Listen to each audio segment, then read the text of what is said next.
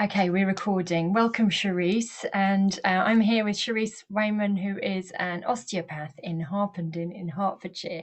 And the reason we're doing this video is because, depending when you're watching this, it has been a year and a couple of days now since the Athena Network decided to move all our meetings virtually ahead of the government announcing our lockdown, which would be a year this coming Monday. And so it's been a year now that we've been sitting on Zoom and sitting in front of our screens much more than we would normally. And Sharisse is a member of our St Albans North group and recently did a talk on looking after your spine during COVID, because obviously I'm sensing myself do it now. We're doing that, aren't we? And Sharisse did a series of exercises with us. So I want to briefly just introduce Sharisse, and then what we'll do is we'll just demo those exercises, and hopefully they'll be helpful for you as you're sitting at your desk going about your day until we can get out and about a bit more, because they feel awesome. So welcome, Sharisse. Thank you, Kate. Thank you for dialing in. You're dialing in from your clinic now, aren't you? From your studio, which is not far away from me at all. And you've helped me and my husband in the past as well, which is fantastic. So tell us about these exercises. Why is it important to do this? So I'm doing these exercises that affect the muscles and the areas that tend to get a little bit achy and the muscles that get short if we're sitting for too long. So the purpose is to just get your body to be able to move a little bit better, just to feel a bit more free, and just to ease some tension through the back and the spine. Then it's prevention, isn't it, as well as cure, because it's keeping moving and being conscious of how certain things feel, I guess, isn't it? So let's do it. Okay, walk me through. I'm your subject today. Let's do it. So we're going to start from the legs and work our way up. So the first one that I did is a hamstring stretch, because our back of the legs tend to get quite tight. So I'm going to just tip this forwards. So instead of having the knees bent like you normally would in a chair, I would start off with either one leg or both legs straight out in front of you, and then just gently lean forward. So whatever feels more comfortable. And you can reach towards the toe if you like, but with the legs stretched, you should just feel a little bit of a stretch and a release through the back of the thigh in your hamstring muscle. And any stretches that you do, if possible, you want to hold them for about 30 seconds if you can. I'm going to move up then onto the hip flexors and the glutes. So we're going into the pelvis. So for your hip flexors, you cross one leg over the other and you just push gently on the knee as if you're pushing it towards the ground. And it doesn't matter how much movement you get, but you should feel a bit of a stretch or a release through your pelvis. It's aiming to go here, but you might feel it at the back as well. Just depends where you're tight. And then the opposite muscle group into the glutes or to the side of the thigh. You just want to pull that leg across. And again, whatever feels comfortable for you, just gently, and again, about 30 seconds for each one, if you can, both sides. And then just into some mobility. So instead of the muscles, we're working on the joints now into the lower back and also the upper back. We're going to look at side bending. So it's literally just bending side to side, reaching towards the floor. Just a few times just to get that back moving in a different plane to what it normally would. And then rotation. So if you've got backs on your chair, you're just going to reach to the opposite side and rotate through your back. If you haven't got a chair, just reach across wherever you are. And then with the side bending, you can go back to it and make it just a little bit stronger by taking the arm up over the head. And you can do this at your own pace. You can go slowly, you can go a little bit quicker, you can hold it for a bit if you want to. It should feel quite a nice stretch, opening up the ribs and mobilizing the whole of that lumbar and thoracic spine.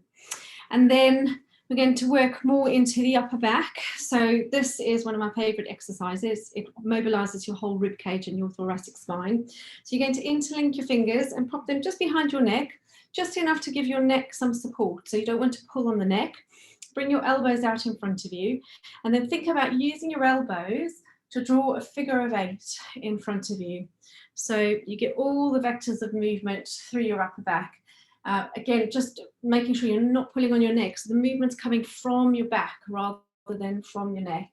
And I would do a few in one direction and then just change direction. And it's up to you whether you want to do a horizontal or you can do a vertical 8 whichever feels more comfortable for you, wherever you feel that you're getting the most benefit. It's just a really nice one to do, especially for achy backs, sitting in a chair for a long period of time.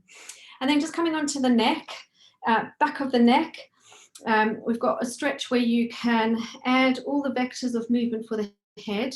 So again, this is into the muscles where you draw your head slightly down to ear to shoulder, so sideways, and then just turn your head a little to look at the foot on the floor, and then pull it down a little if you need to. And you should just find a place in your neck or your upper back where you feel that you hold quite a lot of tension. And everyone's different, but when you find it, you'll know. And again, you just want to hold this for about 30 or 40 seconds, just to really kind of make changes through the muscles, making sure that you do it both sides so that you're keeping balance through the body. And then if the neck does get sore, you might want to just add some really basic movements, just a forward bend, rotating the head from one shoulder to the other. So you've got a little bit of rotation and a little bit of flexion, and then just a gentle rotation with the head up, which is kind of what we'd be doing with our necks if we were driving a car. So it's good to be able to get that movement into your neck. And then quite often our necks get really tight from having our shoulders rounded forward. So it's really important just to address the anterior structures. So for this one, a really nice one is just bringing your elbows to your side, and then you're just taking your elbows, or your hands out to the side, and you can just see it really brings the shoulders back and opens the chest. And again, you can either just mobilize and do a few movements, or you can just hold it out to the side. And then just to focus more into the pecs themselves, you can take your arms behind your back or behind your chair and squeeze your shoulders back behind you, or shoulder blades together, just to get a lovely stretch through the front of the chest and shoulder. And then lastly, we're going just round to the back again. The little muscles that hold your shoulder blades backwards tend to get really achy, trying to pull your shoulder blades back all the time. So you're going to cross your hand or cross your arms so that you're holding just onto the outside of the thigh, just above the knee, and then just round your back, just really relax the body. And then you just want to pull your knees out so that your hands are being pulled out to the side. And if you round your back, you'll be getting some stretch to those muscles in between the shoulder blades. So you're almost pulling those shoulder blades apart. Just relax the head, let it drop, and just feel that lovely stretch through the upper back. And again, 30 or 40 seconds is ideal. And that's my sequence. Should keep you nice and agile and a bit more mobile. Thank you. I got to do that a second time. Thank you so much. I'm going to keep this recording, keep playing it, keep remembering it. It's so useful. And just the tip about driving. I mean, when we're checking our blind angles, we're doing that, aren't we? But if you haven't done that in a while, you're going to hurt something if you're not used to exercising in that way, or even doing it in the morning. So amazing. Thank you so much for your help. I hope that's useful to anyone who was watching. So Sharisse, again, is an osteopath. She is in Harpenden. Her clinic is here. And so if you'd like to contact her, she also does these amazing insoles, and she's working on gait analysis as well now. So that's something that you can contact Sharisse about.